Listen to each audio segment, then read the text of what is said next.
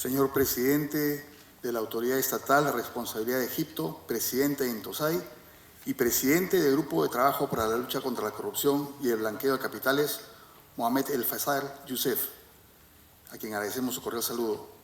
Señores y señoras contralores de las entidades fiscalizadoras superiores de Antigua y Barbuda, Brasil, Ecuador, El Salvador, Eslovaquia, España, Eswatini, Grecia, Liberia, Libia, Puerto Rico, Tanzania y Trinidad y Tobago, quienes nos honran con su grata presencia en este importante evento. Señores representantes y delegaciones de las entidades fiscalizadoras superiores de Albania, Angola, Burkina Faso, Chile, Colombia, Emiratos Árabes Unidos, Gran Bretaña, Guatemala, Honduras, Indonesia, Italia, México, Panamá, Paraguay, Portugal, República Dominicana, Rumanía, Samoa y Senegal. Señores titulares y representantes de la cooperación internacional, señores panelistas, señores alcaldes distritales, señores funcionarios y servidores públicos, damas y caballeros. El Perú inaugura esta cumbre con plena conciencia de la trascendencia histórica del momento que vivimos. La corrupción en el siglo XXI ha dejado de ser un fenómeno meramente doméstico para convertirse en una externalidad negativa de carácter transnacional con efectos directos sobre la estabilidad macroeconómica, la legitimidad democrática y la cohesión social de los Estados. La preocupación por la corrupción no es reciente ni circunstancial, forma parte del núcleo del mismo del pensamiento político. Ya en el siglo IV a.C., Aristóteles advertía en su política que las formas rectas de gobierno se degradaban cuando dejaban de orientarse al bien común y se subordinan al interés particular, convirtiéndose así en su propia desviación. Esa advertencia atraviesa los siglos y encuentra eco en la teoría contemporánea de la gobernanza y en la economía institucional, que han demostrado que la corrupción no es únicamente una conducta individual desviada, sino el resultado de incentivos mal diseñados y de mecanismos de control debilitados. Cuando se erosionan los sistemas de supervisión y responsabilidad, la desviación deja de ser excepcional para transformarse en una falla estructural del Estado. En términos económicos, la corrupción genera una asignación ineficiente de los recursos públicos, distorsiona la competencia, eleva los costos institucionales y deteriora la productividad del gasto estatal.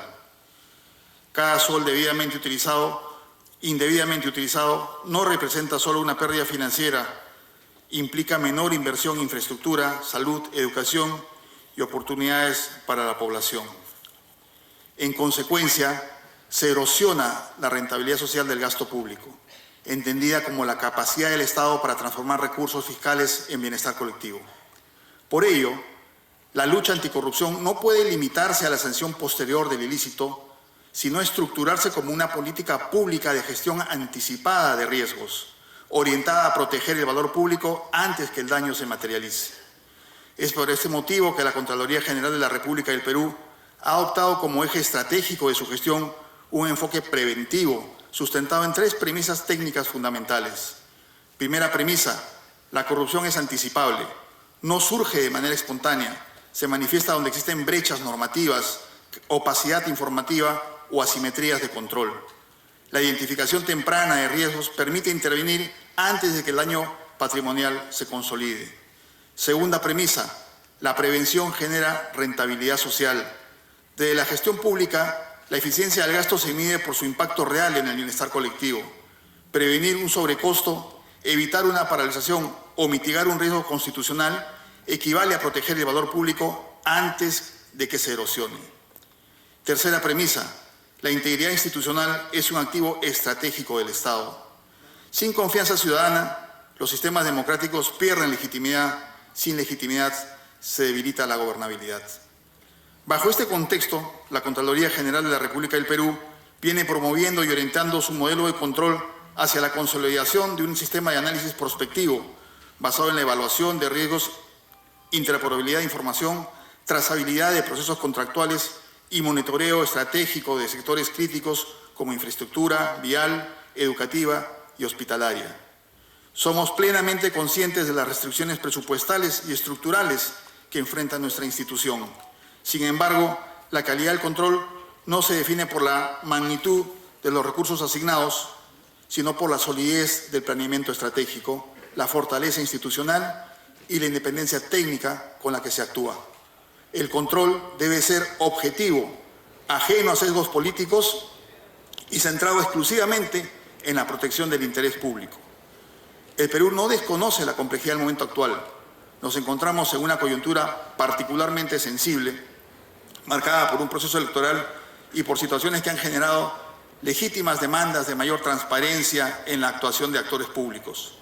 En escenarios como este, el control gubernamental trasciende su función técnica para asumir una dimensión institucional más profunda. Se convierte en un factor de equilibrio republicano. No es un instrumento de confrontación ni un actor de debate político. Es el mecanismo que preserva la regularidad del sistema, garantiza la legalidad en el uso de los recursos públicos y protege el principio de responsabilidad en la gestión del Estado. En tiempos de mayor tensión política, la fortaleza de una democracia no se mide por la ausencia de cuestionamientos, sino por la solidez de sus instituciones de control.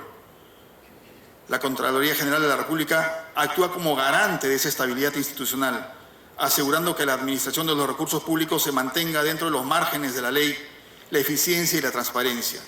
Su función es salvaguardar el interés general cuando las circunstancias exigen mayor rigor, mayor prudencia y mayor independencia técnica. En un entorno global donde los flujos ilícitos de capital, las estructuras societarias complejas y las operaciones financieras sofisticadas trascienden fronteras, el control público no puede permanecer circunscrito a jurisdicciones nacionales. Las entidades fiscalizadoras superiores estamos llamadas a articular respuestas técnicas coordinadas frente a riesgos que ya no reconocen límites geográficos. La corrupción transnacional exige estándares comparables, trazabilidad financiera y mecanismos efectivos de cooperación e intercambio de información. Por tal motivo, la integridad global demanda estructuras de cooperación operativa y mecanismos de intercambio funcional que permitan una supervisión coordinada más allá de las fronteras nacionales. La experiencia comparada demuestra que los estados que consolidan esquemas preventivos sólidos no solo reducen el impacto fiscal de la corrupción, sino que fortalecen la confianza institucional, disminuyen la incertidumbre regulatoria y generan entornos más predecibles para la inversión y el desarrollo sostenible. En una dimensión ética más amplia, la corrupción constituye una forma silenciosa de injusticia estructural, desvía recursos que pertenecen legítimamente a la ciudadanía, restringe el acceso a servicios esenciales y debilita la igualdad ante la ley. No es únicamente una irregularidad administrativa. En este contexto, el Perú asume una responsabilidad adicional en el ámbito regional. La Contraloría General de la República ejerce la presidencia de la Comisión Técnica de Lucha contra la Corrupción Transnacional de la OLACEF, espacio desde el cual se promueve la coordinación técnica entre entidades fiscalizadoras superiores de América Latina frente a esquemas complejos de corrupción que operan más allá de las fronteras nacionales. Este liderazgo no es declarativo, implica el desarrollo de metodologías compartidas, análisis de riesgos conjuntos y fortalecimiento de capacidades institucionales. La realización de esta cumbre en Lima, con la participación de 32 entidades fiscalizadoras superiores de los 5 continentes, trasciende el ámbito protocolar y adquiere una dimensión de responsabilidad histórica compartida. Somos en nuestras respectivas jurisdicciones los garantes de la integridad pública y los custodios de la confianza que la ciudadanía deposita en el Estado. Nuestra labor no se limita a fiscalizar procedimientos, tiene como propósito asegurar que los recursos públicos generen verdadera rentabilidad social, que el esfuerzo fiscal se traduzca en bienestar tangible y que cada decisión administrativa fortalezca la legitimidad democrática.